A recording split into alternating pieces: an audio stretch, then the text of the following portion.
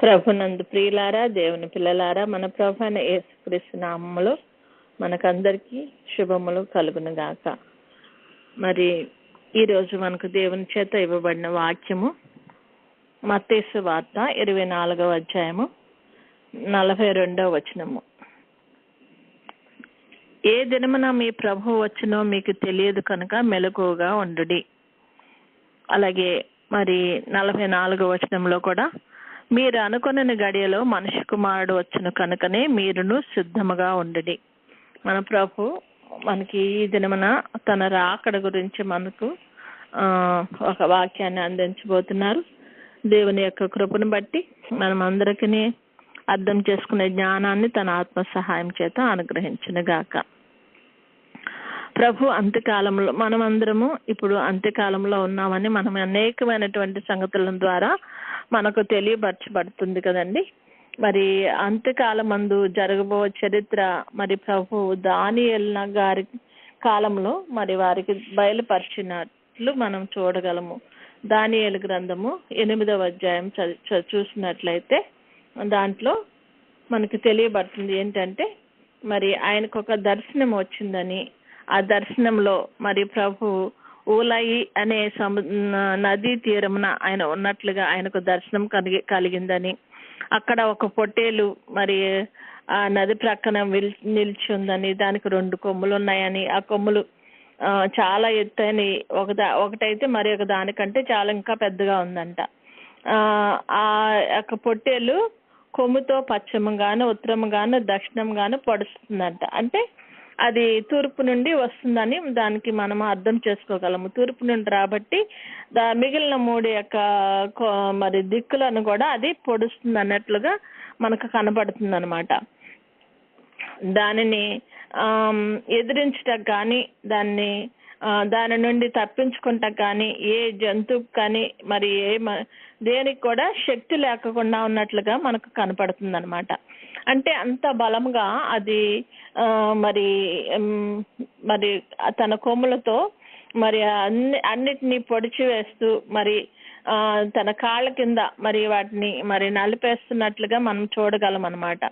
అయితే ఇలా ఉండగా మరి ఒక మేకపోతు కూడా ఆయనకి దర్శనంలో కనపడింది అనమాట. మరి ఆ మేకపోతు మరి ఎట్లా ఉందంట, మరి ఒక మేకపోతు పడమటి నుండి వస్తుందంట. పడమటి నుండి వచ్చి కాళ్ళు నేల మోపకుండా భూమి అంతటా పరిగెడుతుందంట. దాని 2 కన్నుల మధ్య ఒక ప్రసిద్ధమైన కొమ్ము ఉండెను. ఈ మేకపోతు మరి ఆ 2 కొమ్మలు గల ఆ యొక్క పొట్టేలును మరి భయంకరమైన కోపంతోనూ బలంతోనూ ఢీకొని దాన్ని జయిస్తుంది అనమాట. ఆ రౌద్రం గలదే దాని మీదకి వచ్చి పొట్టేలుని గెలిచి 2 కొమ్ములను విరగొట్టేసి ఆ పొట్టేలు యొక్క మరి దాన్ని ఎదిరించడానికి, పొట్టేలను దాని నుండి తప్పించడానికి ఎవరికి కూడా సాధ్యం కాలేదంట.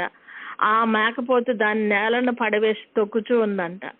దానిని బలమును అణిచివేసి ఆ పొట్టేలను తప్పించుట ఎవరి చేతనో కాకపోయిందని మరి వాక్యంలో చెప్పబడుతుంది. అంటే మరి మేకపోతు మరి ఆ పొట్టేల కంటే అంత బలము గలదై మరి ఉందనేసి మనం చూడగలుగుతున్నాము. మరి ఈ మేకపోతు అత్యధికముగా బలము చూపుచూ వచ్చెను. ఇది బహుగా పుష్టి నొందగా దాని పెద్ద కొమ్ము విరిగిన దానికి బదులుగా 4 ప్రసిద్ధమైన కొమ్ములు ఆకాశపు నలుదిక్కులకు మరి పెరిగినాయి అంట. ఆ కొమ్ములలో ఒక దానిలో ఉండి ఒక చిన్న కొమ్ము మొలచెను అని ఉంది. ఇప్పుడు మనం మాట్లాడుకోవాల్సింది ఆ చిన్న కొమ్ము గురించి మాట్లాడుకుందాం. ఎందుకంటే మొదటి వచ్చిన కొమ్ము తర్వాత మరి దాని తర్వాత 4 కొమ్ములు, తర్వాత మరి ఆ 4 కొమ్ముల్లో ఒక దాంట్లో ఉండి ఒక చిన్న కొమ్ము వస్తుందంట. అంటే ఇక్కడ మనం అర్థం చరిత్ర ప్రకారం దానియేలు గ్రంథంలోనే మనం అర్థం చేసుకోవాల్సింది ఏంటంటే, మరి ఇదే సేమ్ స్టోరీ లాంటిదే మరి నెబుకద్నెజరుకు కూడా మనకు ఒక కలగా దేవుడు చూపించినట్లుగా మనం 2వ అధ్యాయంలో మనం చూడగలుగుతాము. అంటే 2వ అధ్యాయంలో ఏముందంటే ఒక పెద్ద మరి ఒక విగ్రహం కనపడినట్లుగా, ఆ విగ్రహం తల మేలిమి బంగారమైనట్లుగా అట్లా మరి తర్వాత అక్కడ నుండి ఆ తర్వాత మరి రొమ్మును మరి భుజాలు కూడానేమో వెండిమయమైనట్లుగా, ఉదరము తొడలునేమో మరి ఇత్తడిమయమైనట్లుగా అట్లాగా మనం అన్నీ కూడా మనం ఒకదానికొకటి మనం అక్కడ కూడా చూడగలుగుతాము. దానికి దీనికి కూడా ఆల్మోస్ట్ ఒకే రకమైనటువంటి మరి భావం ఇచ్చేటువంటి పరిస్థితి మనం చూడగలం అన్నమాట. మరి ఇక్కడ ఆకాశమందుల దేవునికి విరోధముగా తను తాను హెచ్చించుకుంటున్నాడంట. ఎవరంటే ఈ మేకపోతు హెచ్చించుకుని యెరూషలేములో మరి ఆకాశమందుల దేవునికి హెచ్చించుకుని అనుదిన బలి అర్పణంను నిలిపివేసి ఆయన ఆలయంను పడద్రోసెను. ఇది చిన్న కొమ్ము చేసే పని అన్నమాట. చిన్న కొమ్ము ఏం చేస్తుందంట? ఆకాశమందుల దేవునికి విరోధంగా తను తాను హెచ్చించుకొని ఉంటాడనమాట. అది ఒక యాంటీ క్రైస్ట్కి మనం నిదర్శనంగా చూడొచ్చు అనమాట. ఈ యాంటీ క్రైస్ట్ వచ్చినప్పుడు ఏం చేస్తాడంటే వాడు మరి దేవుని యొక్క బిడ్డలతో చాలా పొత్తుగా ఉండి వాళ్ళని మంచి చేసుకుని, వారినే కాదు ప్రపంచమందుల ప్రతి వారు కూడా వాడిని నమ్మేలాగా వాడు మోసం చేస్తాడనమాట. అయితే యూదులైన వారికి క్రీస్తు మెస్సీ అని లేకపోతే క్రీస్తే మరి ఈ లోకానికి రాబోయే మరి ఆయన క్రీస్తు అని మరి వాళ్ళు గ్రహించలేదు. కాబట్టి వాళ్ళు ఏం చేస్తారంటే వీడి మాటలు నమ్మేసి మరి యాంటీ క్రైస్టే మరి రాబోయే మరి మెస్సయ్య అని మాత్రం వారు ఆ విధంగా వారు ఊహించిన వారే మరి వాడితో స్నేహంగా ఉంటూ క్రైస్త అనే వారిని చాలా ఇబ్బందుల పాలు చేస్తాడనమాట. చాలా హింసించేటువంటి పరిస్థితి వస్తుంది. మరి మనం చెప్పుకుంటాం కదా, మరి దేవుని రాకడ వస్తుంది, రాకడలో అందరూ ఎత్తబడతారు, ఎత్తబడిన తర్వాత అంటే సిద్ధపడిన వారు ఎత్తబడతారు, మిగిలిన వారికి ఈ లోకంలో హింసలు చెలరేగుతుంది అని మనం చాలా రకాలుగా మరి మనం వింటున్నాము. మనము చాలా మెసేజ్లో మనం చూస్తూనే ఉన్నాము కదండి. అదే విధంగా మరి బైబిల్లో చెప్పబడిన విధంగానే ఈ దినాల్లో జరుగుతుంది. మనం ఉన్నది ఎప్పుడు ఏ కాలంలో ఉన్నామంటే మరి ఈ యొక్క ప్రభు యొక్క రాకడ సమయానికి దగ్గరగా మనం ఉన్నామన్నమాట. దానియేలు గారికి ఎప్పుడు ఈ కళ బయలుపరచబడిందంటే క్రీస్తు పూర్వము 500 సంవత్సరాలకు ముందుగా ఆయన ఉన్నారట. ఆ టైంలో ఈ యొక్క కళను ప్రభు ఆయనకి చూపించారు. కానీ ఆ టైంలో ఇది నెరవేరుతుంది కానీ ఇప్పుడు కాదు అన్నట్లుగా ప్రభు చెప్తారన్నమాట. అది కాబట్టి ఆయన అది కళ వచ్చినప్పుడు చాలా దాని గురించి జరగబోయే విషయాల గురించి అంత్యకాలం గురించి వచ్చినటువంటి ఆ యొక్క కార్యముల గురించి ఆయన విన్నప్పుడు కొన్ని నాళ్ళు అంట నేను వ్యాధిగ్రస్తుడనై నేను మరి కొన్నాళ్ళు వ్యాధిగ్రస్తుడనై మూర్ఛిల్లి ఉన్నాను అని చెప్తున్నారన్నమాట. అంటే ఆ యొక్క కళ భావాన్ని బట్టి మూర్ఛ వచ్చేసిందంట ఆయనకి. అంత భయంకరమైనటువంటి కళ అన్నమాట. దాని భావాన్ని ఆయన తెలుసుకున్నప్పుడు దానికి చాలా బాధేసిన వ్యాధి కూడా వచ్చేసిందంట ఆయన. కాబట్టి అంటే అంత భయంకరమైన కళ అని అప్పుడు ఆ దినాల్లో ఆయనకు తెలియపరచబడింది. అది ఈ దినాల్లో మన దినాల్లో జరగబోతుంది ఇది.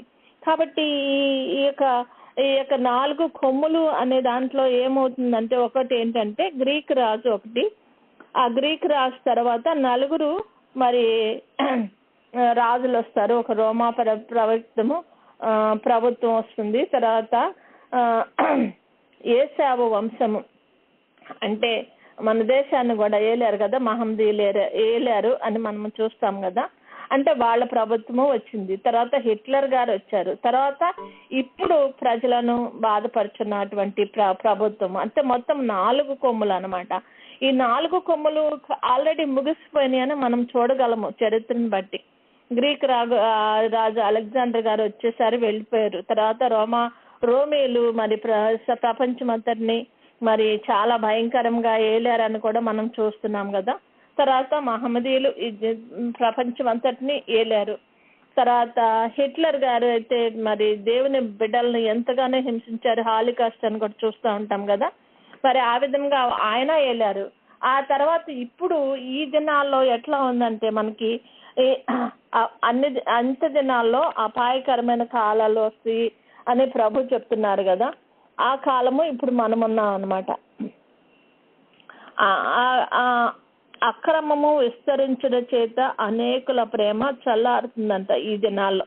అంటే క్రమము లేని పద్ధతిలో మరి మనుషులు నడవటం వల్ల ఒక ప్రేమ అనేది ఎటువంటి పరిస్థితుల్లోనూ వాళ్ళ హృదయాల్లో లేనందువల్ల అక్రమమే మరి దాన్ని ప్రేమను జయించింది. కాబట్టి ప్రేమ అనేది మనుషుల్లో కనపడిన హేతువు చేత ఈ దినాలు మనము అంత్య దినాలుగా మనం పరిగణించవచ్చు అనమాట. అబద్ధ ప్రవక్త వచ్చి పలువురిని మోసపరిచే దినాలు అని కూడా మరి మత్తయి సువార్త 24వ అధ్యాయంలో రాయబడి ఉంటుంది. మరి మనుషులందరూ మరి ఒకరినొకరు అనేకలు అభ్యంతరపడి ఒకరినొకరు అప్పగించి ఒకరినొకరు ద్వేషిస్తారట. అనేకలైన అబద్ధ ప్రవక్తలు వచ్చి పలువురిని మోసపుచ్చారంట. అటువంటి పరిస్థితిలో మనమున్న దినం అన్నమాట. ఈ దినాల్లో మరి ఎవరిని చూడండి, ఎక్కడ చూడండి మనము అక్రమమే చూస్తూ ఉంటాం కదా. ఏ పరిస్థితిలో కూడా క్రమమైన పద్ధతిలో ఉన్నారు, వీళ్ళు ప్రేమ కలిగి ఉన్నారు, దయ కలిగి ఉన్నారు, జాలి కలిగి ఉన్నారు అనే చోటకి ఏ ఒక్క చోట కూడా మనకు కనపడిన పరిస్థితి. మరి ఈ యొక్క అంత్యక్రీస్తు వచ్చే దినాలన్నమాట. మనము ఈ అంత్యక్రీస్తు వచ్చిన దినాలు మాత్రం మనము ఆ దినాలు చూడకుండా ఉండాలని మనం ప్రార్థించుకోవాలి. ఎందుకంటే ఇది ఆ దినాల్లో భయంకరమైనటువంటి దినాలు వచ్చేది. ఆ యొక్క 7 సంవత్సరాల ఆ శ్రమ దినాలు స్టార్ట్ కాకముందే మరి సంఘం ఎత్తబడి మరి 7 ఏండ్లు ఆ పైన మేఘములో ప్రభుతో పెండ్లి విందులో పాల్గొనేటువంటి సమయం. కాబట్టి మనము ఈ స్థితిని మనం తప్పించుకుని ప్రభు యొక్క భార్యగా, ప్రభు యొక్క పెండ్లి కుమార్తెగా మనం ఆయనతో పెండ్లి విందులో పాల్గొనగలిగిన స్థితిలో ఉన్నట్లయితే ఇక్కడ జరగబోయే భయంకరమైనటువంటి యొక్క మరి మారణ కాండను మనము తప్పించుకోగలుగుతాం. ఎందుకంటే మరి ఈ యొక్క మొదటి 3.5 సంవత్సరాలు కూడా యూదులు కూడా వారి యొక్క అంత్యక్రీస్తును నమ్మి మరి అంత్యక్రీస్తు చెప్పినట్లుగా చేస్తూ మరి అంత్యక్రీస్తు చెప్పినట్లుగా క్రీస్తును నమ్మిన వారిని హింసించేటువంటి దినాలు. ఆ దినాల్లో మరి మొదటిగా ఎత్తబడినటువంటి సంఘాన్ని 100 పంటగా మనం చూడొచ్చు, తర్వాత 60 పంటగా మనం చూడొచ్చు ఇక్కడ. ఎందుకంటే వీళ్ళు ఆ శ్రమలలో మనం ఎంతగానో మరి కొట్టబడిన వారే, వారు చాలా బాధలు పడిన వారే, మరి తర్వాత వారు చనిపోయి ప్రభు దగ్గరికి వెళ్ళే దినాలు అన్నమాట. మరి అటువంటి దినాల్లో క్రైస్తవుల్ని చాలా భయంకరంగా హింసిస్తారని మన వాక్యంలో చెప్తుంది. ఎందుకంటే వీరు క్రీస్తుని నమ్మారు కాబట్టి, క్రీస్తు అనేది నేనే కాబట్టి వేరే క్రీస్తు లేడు కాబట్టి వీళ్ళు వారి సరైన రీతిలో నడవట్లేదు అనేసి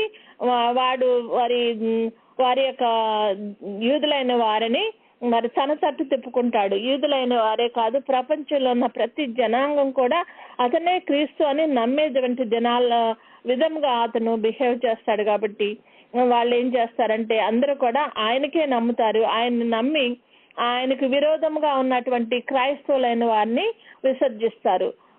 క్రైస్తవులైన వారిని హింస పెడతా ఉంటారు, క్రైస్తవులైన వారిని అసహించుకుంటూ ఉంటారు అన్నమాట. కానీ క్రైస్తవులైన వారికి తెలుసు, ఎందుకంటే వారు క్రీస్తు అని ఆయన ఆల్రెడీ వచ్చాడని, ఆయన మనకు ఒక ప్రాణం పెట్టారని, ఆయన మనలను మరి తనకు ఇష్టమైన జనాంగంగా మరి తనకి ఏర్పరచుకున్నాడని, ఆయన మరలా వచ్చి మరి చనిపోయి మరలా లేచి మరి పరలోకమునికి ఎక్కిపోయారని, ఆయన దగ్గరికి మనం వెళ్ళే రోజు వస్తుందని క్రైస్తవులు అని వారు నమ్ముతున్నారు. కానీ ఈ యొక్క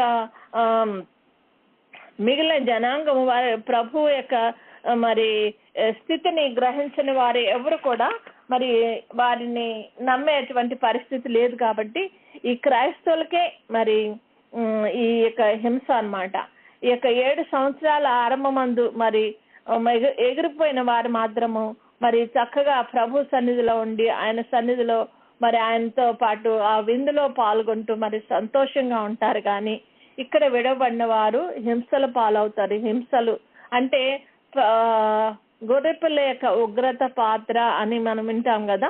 అంటే ఆ ఉగ్రత పాత్ర కృంభబడి దినాలు ఈ 7 సంవత్సరాలు అన్నమాట. ఆ 7 సంవత్సరాల్లో మరి ఆయన బిడ్డలైన వారు చాలా హింసింపబడతారు. మొదటి 3.5 సంవత్సరాలు క్రైస్తవులు హింసింపబడతారు, కానీ 3.5 సంవత్సరాలు అయిన తర్వాత మరి ఈ యొక్క మరి మరి యాంటీ క్రైస్తు అంటే అబద్ధ ప్రవక్త ఏం చేస్తాడట, మరి ఇక మత్తయి సువార్త 24:15 ఉంటుంది. దానియేలు ద్వారా చెప్పబడిన నాశనకరమైన హేయ వస్తువు పరిశుద్ధ స్థలమందు నిలుచుట మీరు చూడగానే చదువువాడు గ్రహించునుగాక అంటున్నారు. అంటే మరి పరిశుద్ధమైన స్థలంలో దేవునికి హేయమైన దాన్ని నిలబెడతారట. హేయ వస్తువు పరిశుద్ధ స్థలమందు నిలబడినప్పుడు అప్పుడు యూదులైన వారు గ్రహిస్తారనమాట. ఇతను మెస్సీ కాదు, మెస్సీ అయితే ఇది ఈ విధంగా అపరిశుద్ధమైనది పరిశుద్ధ స్థలంలోనికి తీసుకురాడు అని వాళ్ళు గ్రహిస్తారు. కాబట్టి మిగిలిన 3.5 సంవత్సరాలు యూదులైన వారికి శ్రమ కలుగుతుందన్నమాట. ఈ విధంగా జరిగే దినాల్లో మనం ఉంటున్నాం అన్నమాట. అంటే మనం ఏం చేయాలి? ఇప్పుడు మనము ఆ స్థితికి రాకుండా ఉండటం కోసం మనము ఈ యొక్క మరి ఈ దినాల్లోనే మనము ప్రభు రాకముందే మనము ఎత్తబడాలి అని మనము సిద్ధపడి ఉండవలసిన వారమే ఉన్నాము. మరి ప్రపంచంలో ఉన్న ప్రతి మనిషిని నమ్మిస్తాడట, మోసం చేస్తాడట మరి ఈ యొక్క అంత్యక్రీస్తు అన్నవాడు. ఇశ్రాయేలీయులు మాత్రం మరి వాళ్ళు గ్రహించిన తర్వాత వారి తర్వాత మరి హింసింపబడతారు.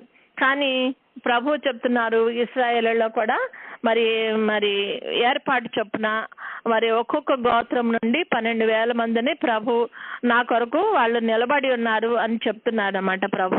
అంటే తర్వాత మరి ప్రకటన గ్రంథము మరి చదువుదామండి. 7వ అధ్యాయంలో ప్రకటన గ్రంథం 7వ అధ్యాయంలో ఉంటుంది.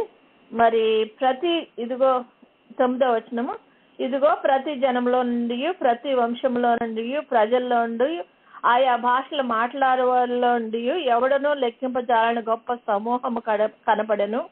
వారు తెల్లని వస్త్రములు ధరించుకున్న వారే ఖర్జూర మట్టలు చేతి పట్టుకుని సింహాసనం ఎదుట గొర్రెపిల్ల ఎదుట నిలబడి సింహాసనాసీనుడు అనే దేవునికి గొర్రెపిల్లకు మా రక్షణకే స్తోత్రం అని మహాశబ్దంతో ఎలుగెత్తి చెప్పిరి. అంటే వీళ్ళు యూదులైన వాళ్ళ అంటే ఇశ్రాయేల్ జనాంగంలో నుండి వచ్చిన వాళ్ళు ఒక్కొక్క గోత్రంకు 12,000 మంది ఏర్పడతారు. కానీ క్రీస్తును నమ్మి క్రీస్తును మరి క్రీస్తుగా మరి మెస్సీగా అంగీకరించి ఆయన రక్తం చేత కడగబడిన వారే, మరి వారి పాపములను కడగబడిన వారే పరిశుద్ధులుగా మరి ఆయన సన్నిధిలో నిలబడిన వారు ఆయన ఇచ్చినటువంటి ఈ రక్షణకు స్తోత్రం చెల్లించుకునే దినం వస్తుంది. అది కాబట్టి ఆ దినం కొరకు మనము ఏర్పరచబడిన వారమని మనము ప్రభు యొక్క కృపను బట్టి మరి ఆ యొక్క సిద్ధపాటు గురించి మనము సిద్ధపడాలని, ఆయన సిద్ధపాటులో మనము అందరము ఉండాలని, ప్రభు యొక్క కోరిక ప్రకారం మనము నడవాలని, మనము ప్రభు మరి మనలను సిద్ధపరుస్తున్న ఈ దినాలు. కాబట్టి మనము ఈ లోకంలో ఉన్నప్పుడు ఈ లోకంలో ఉన్నటువంటి ప్రతి విధమైనటువంటి మరి ఆకర్షణను మనము వదులుకొని మరి తామరాకు ఏ విధంగా అయితే నీటిలో ఉన్నప్పుడు మరి నీటి బొట్టు తన మీద పడినప్పటికీ అది దాన్ని మరి అంటనీయకుండా మరి చూసేటువంటి పరిస్థితిలో తామరాకు ఏ విధంగా ఉంటుందో అదే విధంగా మనం ఈ లోకంలోనే ఉండాలా, ఈ లోకంలోనే పెరగాల. కానీ ఈ లోకాన్ని మనకి అంటకుండా మనము జీవించగలగాలి. ప్రభు వారు ఈ లోకంలోనే ఉన్నారు, పాపుల మధ్య ఉన్నారు, శాస్త్రులు పరిచయాల మధ్య ఉన్నారు. కానీ ఏ ఒక్క దుర్గుణం కూడా ప్రభువును అంటకుండా ఆయన ఏ విధంగా బతికారో ఆ విధంగా ప్రభువును పోలి మనం నడుచుకోవాలని ప్రభు యొక్క మరి యొక్క ఆయన యొక్క ఆలోచన అయినది, ఆయన యొక్క మరి ప్రణాళిక అయినది. కాబట్టి ఆయన నా యొక్క ప్రణాళికను బట్టి నడుచుకున్న వారు మరి ధన్యులై మరి ఆయన పెండ్లి కుమార్తె వరుసలో ఆయన ప్రక్కన నిలబడి ఆయన ఇచ్చేటువంటి పెండ్లి వస్త్రాలను ధరించుకున్న వాళ్ళమై మరి ఆయనకు రాకడకు సిద్ధపడి ఆయనతో పాటు రాజ్యం వెళ్ళవలసినటువంటి పరిస్థితిలో ఉంటాము. ఈ 7 ఏండ్ల శ్రమ అయిన తర్వాత 1000 ఏండ్ల పరిపాలన వస్తుందని, ఆ 1000 ఏండ్ల పరిపాలనలో సాధారణ కొంతకాలము బంధింపబడతాడని, ఆ తర్వాత వాడు విడిపింపబడతాడని మనము మరి ప్రకటన గ్రంథంలో చదువుకుంటూ ఉన్నాం కదా. అంటే ఆ యొక్క స్థితి వచ్చే వరకు మరి వాడు మరలా మరి ఈ లోకానికి వచ్చి మరి దేవుని బిడ్డలతో వాడు మరి యుద్ధం చేసి మరి ఓడిపోతాడని కూడా మనం వాక్యంలో చదువుతున్నాము. కాబట్టి మనము ఈ లోకంలో ఉండగా జయించువాడు జీవ కిరీటం పొందుతాడని వాక్యంలో సెలవిచ్చిన రీతిగా మనము జయించుకుంటూ వెళ్ళాలి. ఎన్ని కష్టాలు వచ్చినా ఏదొచ్చినా మనం అంతవరకు నిలకడగా ఎవరమైతే నిలిచి ఉంటామో ప్రభువులో వారు జయించిన వారే మరి ఆ యొక్క నిత్యానందంలో ప్రవేశించి ఆ జీవ కిరీటాన్ని పొందగలిగిన స్థితిలోకి వెళ్తా ఉంటాం మనం.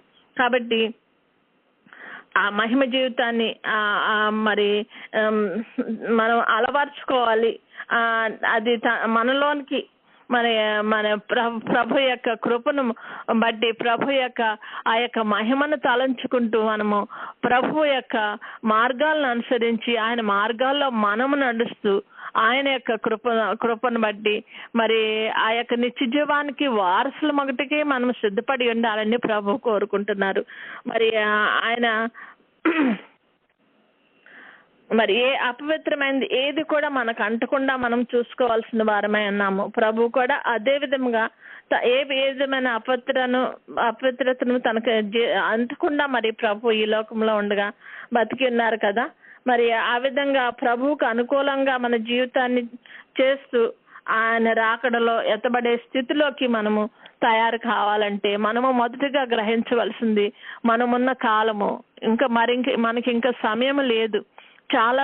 సమయం చాలా సమీపంగా ఉంది. ప్రభు దినము ఏ నిమిషంలోనో రావచ్చు. ప్రభు చెప్తున్నారు కదా, మరి ఆయన ఏ దినమున వచ్చునో మీకు తెలియదు గనక మరి మెలకుగా ఉండమని ప్రభు చెప్తున్నారు. మనము మెలకుగా ఉండవలసిన దినాలు ఇవి. మనం పర్వాలేదులే అని మనము కొంచెంసేపు నిద్రిద్దాంలే, కొంచెంసేపు ఇది ఉందాంలే అని అనుకునేటువంటి దినాలు అయితే మనకు ఇంకా లేవు. కాబట్టి మనము తెలివి కలిగి, మెలకువ కలిగి, మనము జ్ఞానం కలిగి మనము ఈ దినాల్లో మన ఆత్మలను సిద్ధపరచుకునేటువంటి స్థితిని దేవుడు మనకు అందరికీ దయచేయాలని మనం అందరం కూడా ప్రార్థిద్దాము. ఎందుకంటే మనం ప్రభు చెప్తున్నాడు కదా, మీరు అనుకొనని గడియలో మనిషి కుమారుడు వస్తాడని.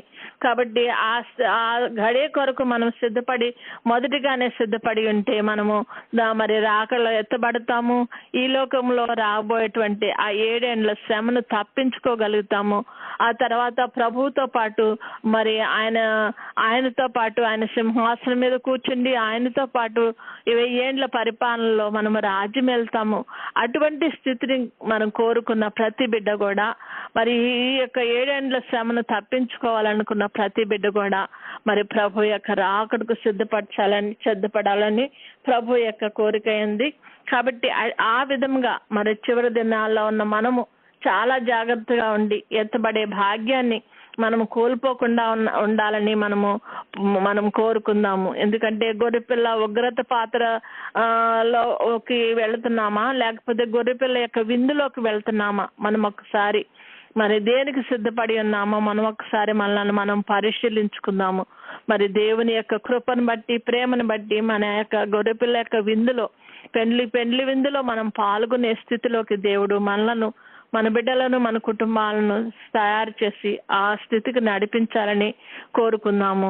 గొర్రెపిల్ల ఉగ్రత పాత్రలోకి మనం వెళ్లకుండా ఒక్క నిమిషంలో మనం అప్రమత్తతగా ఉన్నట్లయితే, ఏ నిమిషంలో మనం అజాగ్రత్తగా ఉన్నట్లయితే, మరి మెలకువ లేని స్థితిలో ఉన్నట్లయితే జారిపోయే స్థితి ఉంటుంది.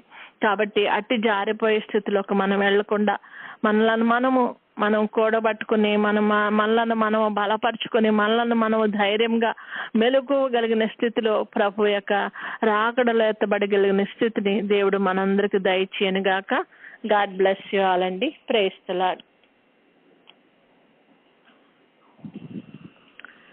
ఇప్పుడు కొద్ది సమయం మనం ప్రభు వైపు చూద్దాము. యేసుక్రీస్తు ప్రభు అతి త్వరలో రానున్నాడని రానయ్యన్న ప్రభువును ఎదుర్కొనవలసిన స్థితిలో మనం ఉండాలని ప్రియులారా, మనసు ఆయనపై నిలిపి మనలో ఉన్నటువంటి దుఃఖాన్ని, బాధను, వేదనను సమస్తాన్ని ప్రక్కకు నెట్టి కోరికలు కానీ అవసరాలు కానీ అన్నీ ఆయన మీద వేసుకుని, ఆయనకు తెలుసు మనకి ఏం కావాలో, కాబట్టి ఆయన ఎదుట మన బ్రతుకులు ఉన్నాయి కాబట్టి వాటిని చూసి మనము మునిగిపోయే స్థితిలో మనం ఉండకుండా, వాటిని బట్టి మనం మునిగిపోయే స్థితిలో ఉండకుండా, మరి పేతురు గారు ఏ విధంగా అయితే ప్రభు ముఖం వైపు చూసినప్పుడు ఆ సముద్రం మీద వచ్చే గాలి కానీ, ఆ అలలు కానీ, తను నడుస్తున్న నీరు కానీ ఆయన గ్రహించలేదు. కానీ ప్రభు యొక్క ముఖాన్ని చూస్తూ ఆ నీళ్లపై నడవగలిగిన స్థితిని ఆయన సంపాదించుకున్నారు. కానీ ఎప్పుడైతే అలల వైపు చూసారో, ఆ గాలి వైపు చూచారో, నేను నీళ్ల మీద నడుస్తున్నాననే తలంపు ఆయన మరి వచ్చిందో, మరి అప్పుడు మునిగిపోసాగారట. కాబట్టి మనం కూడా మనకున్నటువంటి బాధలను, మన దుస్థితిని, దుఃఖాన్ని, వాటిని చూస్తూ మనము మునిగిపోయే స్థితిలోకి మనం వెళ్లకుండా ప్రభు యొక్క ముఖములకు చూద్దాం. ప్రభు వైపు చూస్తూ ప్రభు మన మధ్య ఉన్నారని, మన సమస్తాన్ని ఆయన చూస్తున్నాడని,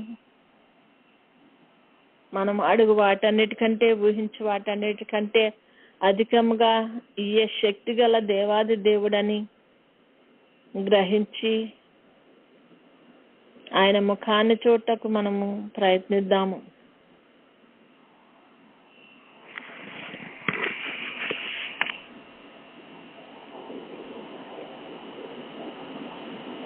కనుక మన ప్రభు వైపు చూస్తూ మన తప్పిదాలను, మన అతిక్రమాలను, మన ఆజ్ఞాతిక్రమాలను క్షమించమని ప్రభువును వేడుకుందాం.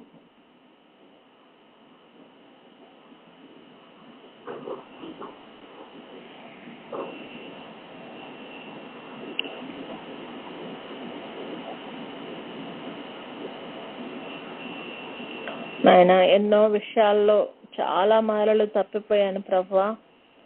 నా దుస్థితిని క్షమించండి. నీ ఆజ్ఞలను అనుసరింపలేని నా పరిస్థితిని క్షమించండి.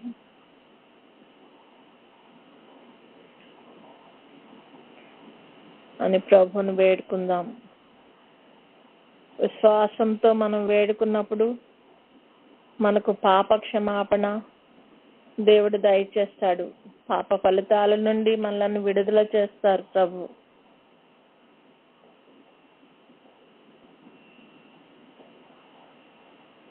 నాయన, నన్ను కడగండి, పవిత్రపరచండి, శుద్ధి చేయండి నాయన అని ప్రభువుని వేడుకుందాం.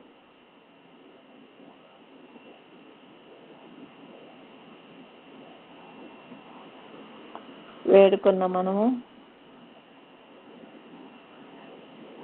నాయన నిన్ను నేను అనుసరిస్తానని నేను తీర్మానించుకుంటున్నాను. నాయన నీకు ఇష్టమైన రీతిలో నడుచుకుంటానని తీర్మానం చేసుకుంటున్నాను ప్రభు అని ప్రభు సన్నిధిలో తీర్మానం చేసుకుందాము.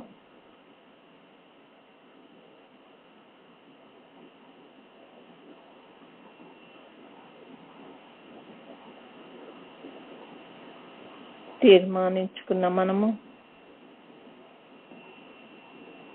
మనలను మనము సంపూర్తిగా ప్రభువుకు సమర్పించుకుందాము.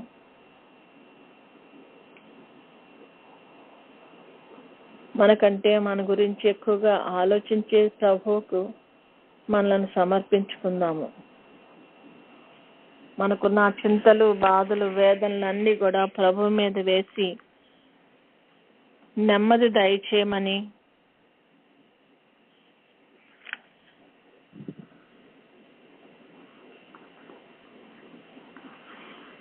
మనలను సరిచేసి శుద్ధి చేసి ఆయన కొరకు వాడుకోమని మనం ప్రభువుని వేడుకుందాం.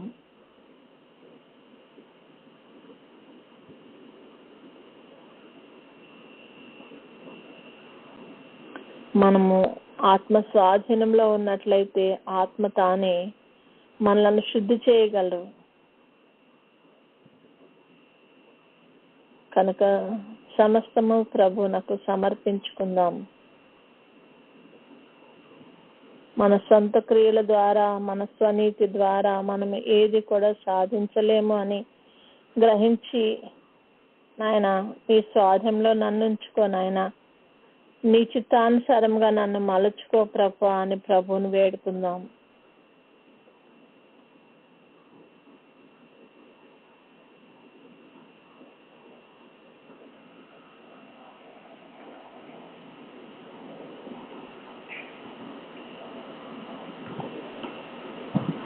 నమ్ముట నీ వలనైతే నమ్మవానికి సమస్తము సాధ్యమే అని సెలవిచ్చిన దేవాది దేవుని దగ్గర మనకు నెమ్మదిని, ఆనందాన్ని కలుగు చేయమని, మన హృదయాన్ని ఆ యొక్క హర్షంతో నింపమని ప్రభుని వేడుకుందాం.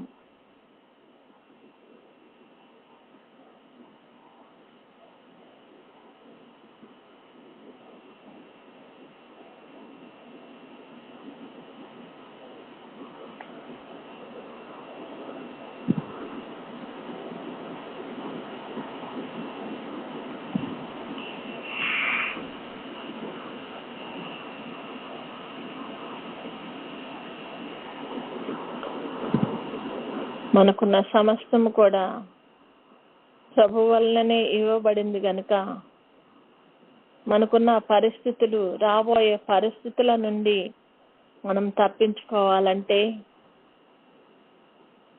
ఆ యొక్క చిన్న కొమ్మ పరిపాలనలో మనము ఉండకుండా ఉండాలంటే రాకడలో ఎత్తబడాలి. కనుక ప్రభువా నన్ను సిద్ధపరచు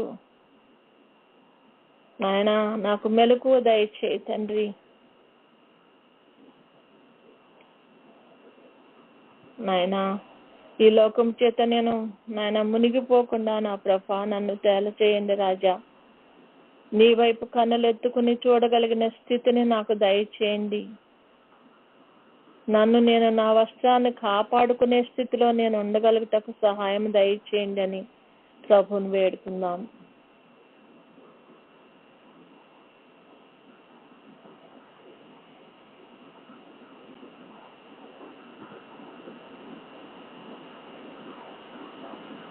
నీ విశ్వాసము నిన్ను స్వస్థపరచను అంటున్నారు ప్రభు. కాబట్టి విశ్వాసంతో మనం ఏది అడిగినా కూడా దయచేయ శక్తి గల తండ్రికి మన విన్నపాలు తెలియపరచుకుందాం.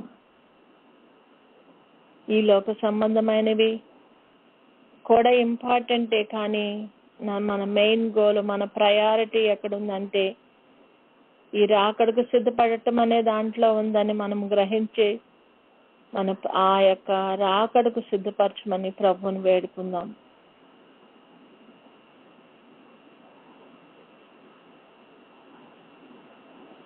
ఎన్నిసార్లు మనం వింటున్నాము, బుద్ధి గల కన్యకలు, బుద్ధి లేని కన్యకలని.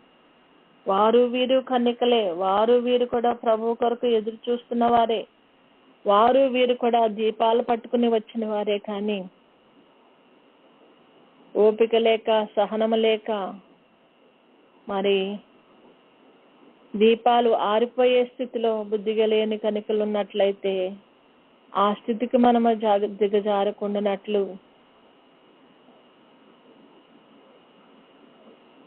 ఓపికతో, సహనంతో మన దీపాలను వెలుగుచున్నట్లు మనలను మనము కాపాడుకుంటూ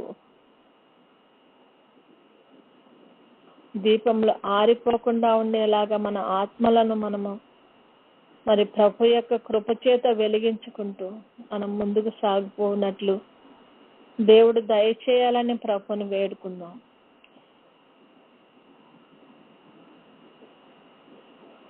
ఈ లోకము బహువేంద్రంతో లయమైపోయే లోకమని మనం వాక్యంలో చదువుకుంటున్నాం.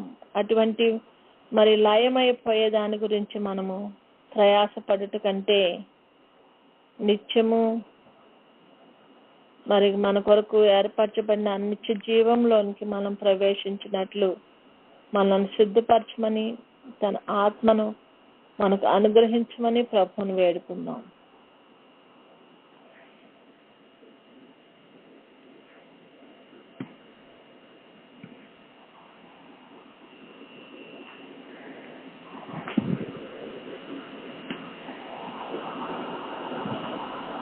ఈ లోక సంబంధంగా ఈ యొక్క అనేకమైనటువంటి ఈ యొక్క సాతాను యొక్క కుయుక్తులను మనం గ్రహించగలిగినటువంటి జ్ఞానంను దేవుడు దయచేయమని ప్రభువుని వేడుకుందాం.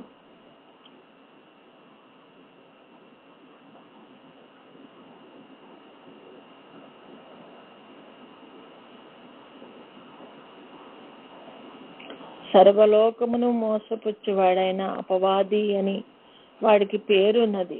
వాడి ఉచ్చలలో మనము పడకుండా ఆ సర్వలోకము సంఖ్యలో మనము లేకుండానట్లు ప్రభు యొక్క పెండ్లి విందులో మరి ఉంటూ భద్రపరచబడిన వారమై, పెండ్లి కుమారుడు అంతఃపురంలో నుండి వచ్చినప్పుడు పెండ్లి కుమార్తె గదిలో నుండి వెళ్తుందంట. మనం గదులలో ప్రభు సన్నిధిలో మనం కూర్చున్న వారమై, ప్రభు రాకడ కొరకు ఎదురు చూస్తున్న వారమై ఆ యొక్క అంతస్తుకు తయారు కాగలిగిన స్థితిని సంపాదించుకోవాలని, దానికి మన చేతే కాని పని కాబట్టి ప్రభు యొక్క స్వాధీనంలో మనము ఉండాలని మనం ప్రార్థిద్దాం. ఆయన స్వాధీనంలో ఉన్నప్పుడే మనకు ప్రభు ఏదైనా చేయగలరు. కనుక మన స్వచిత్తాన్ని ప్రభువుకు అప్పగించుకుని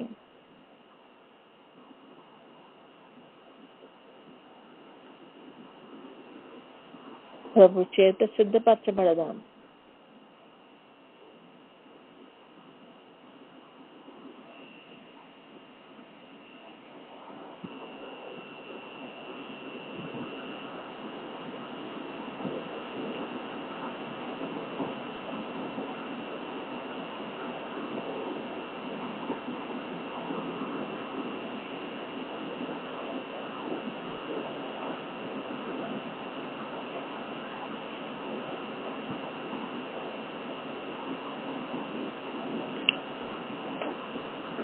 వేడుకున్న మనము ప్రభువుని స్తుతిద్దాం.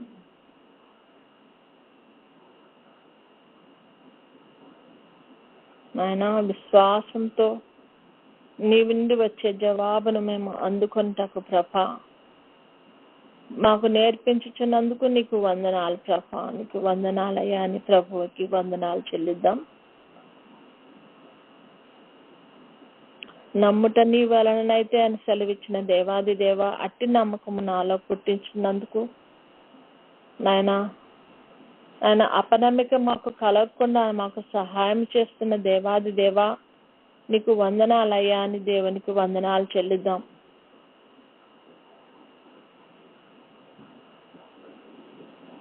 విశ్వాసంతో నాయన అంతం వరకు నీలో నిలిచి ఉండగలుగుటకు నీ కృపను అనుగ్రహించమని ప్రభువుని వేడుకుందాం.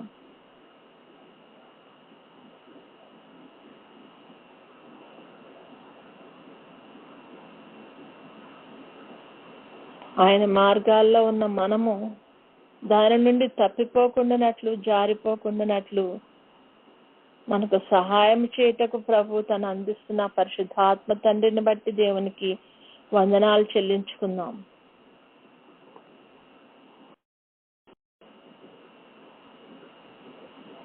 మేము అడుగు వాటన్నిటికంటేనే, ఊహించు వాటన్నిటికంటే అత్యధికంగా దయచేయ శక్తిగల తండ్రి, నీకు వందనాలయ్యా.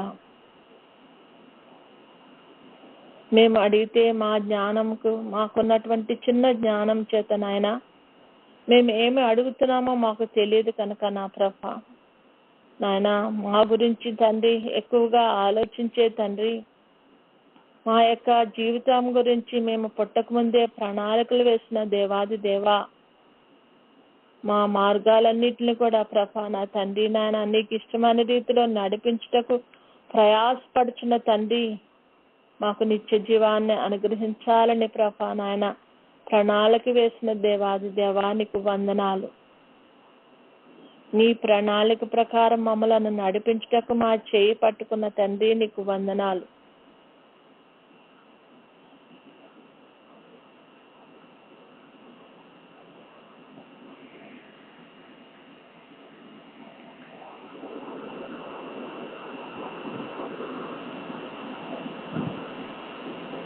మీ చిత్తానుసారంగా మేము నడుచుటకు ప్రభా నాయన మాకు జ్ఞానాన్ని బోధిస్తున్న దేవాది దేవా నీకు వందనాలు చెల్లిస్తున్నాం.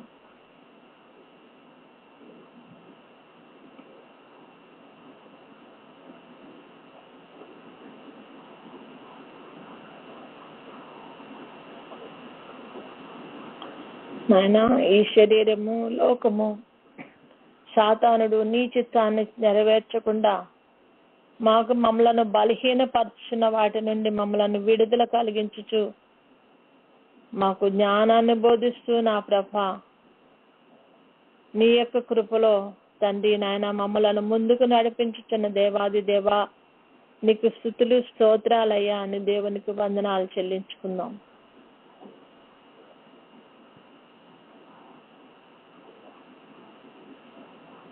మా జీవితాల్లో దేనికి ప్రయారిటీ ఇవ్వాలో మాకు బోధిస్తూ వస్తున్న తండ్రి మానక మాయడల కృప చూపించిన దేవాది దేవానికి వందనాలయ్యా అని ప్రభుకి వందనాలు చెల్లించుకుందాం.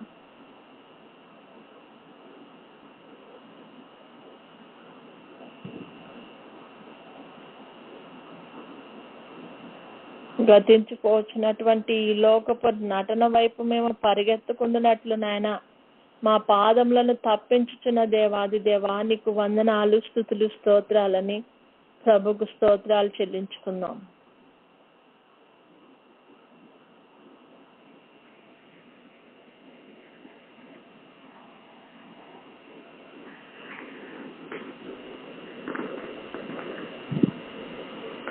మనకు కుటుంబములను కలుగు చేసి మన కుటుంబములకు ఆయనే శిరస్సు అయ్యింది మనల్ని నడిపించుటకు ప్రభు వేసిన ప్రణాళికను బట్టి ఆయన చిత్తాన్ని బట్టి దేవునికి వందనాలు చెల్లించుకుందాం.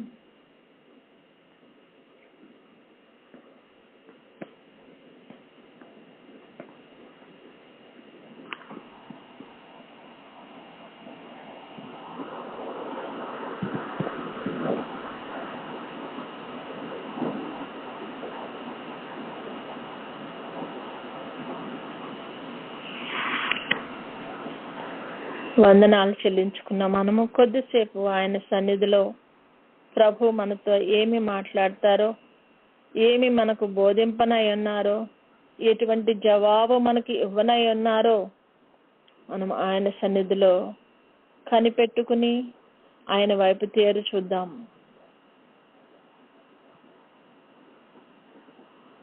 ఇప్పటి వరకు మనము మాట్లాడాము, ప్రభు తను కూడా మనతో మాట్లాడాలని ఎదురు చూస్తుండగా ఆయన సన్నిధిలో ఆయన యొక్క జవాబు కొరకు ఎదురు చూద్దాము. మన చెవులను ఆయన వైపు తిప్పి మన కన్నులను ఆయన మీద పెట్టుకుని మన దృష్టిని ఈ లోకం వైపు కాకుండా ప్రభు వైపు దించుకుని నీళ్ళ మీద సహితము నడవగలిగిన పేతురు వలె మనము కూడా ఈ లోకములో ఉన్నటువంటి సమస్తమైనటువంటి అసాధ్యములైన వాటిని మనము తప్పించుకుని మనము సాధ్యములుగా చేయగలిగిన శక్తి గల దేవుని మీద మన దృష్టిని కేంద్రీకరిద్దాం. కొద్దిసేపు మౌనంగా ఉందాం.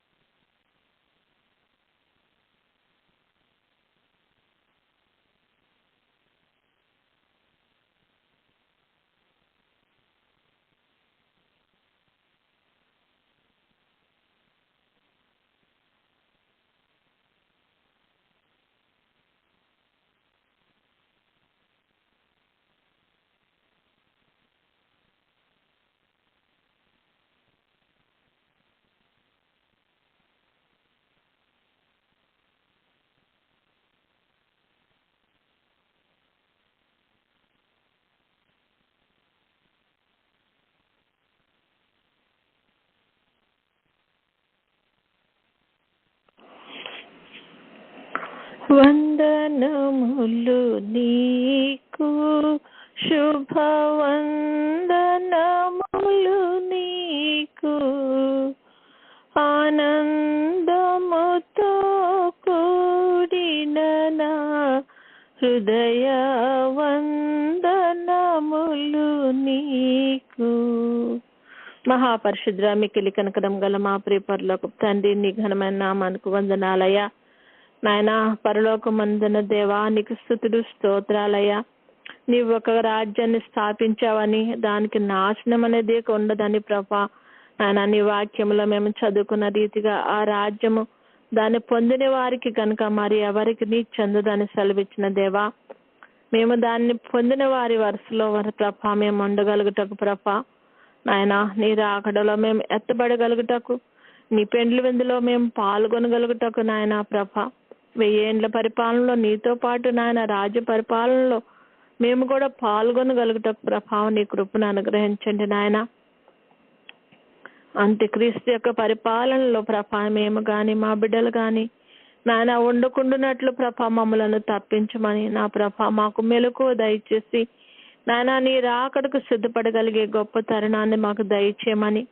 కాలము బహు సమీపంగా ఉన్నది కనుక నా ప్రభా నీవిచ్చిన సమయాన్ని మేము వ్యర్థం చేసుకోకుండానట్లు మమ్మల్ని నీ జ్ఞానంతో నింపి మనం ముందుకు నడిపించమని, అన్ని విషయాల్లో నీవే మహిమ ఘనత కీర్తి ప్రభావాలు పొందుకోమని యేసయ్య అతి శ్రేష్టమైన నామములో అడిగి పొందుకొని నామ తండ్రి, ఆమెన్.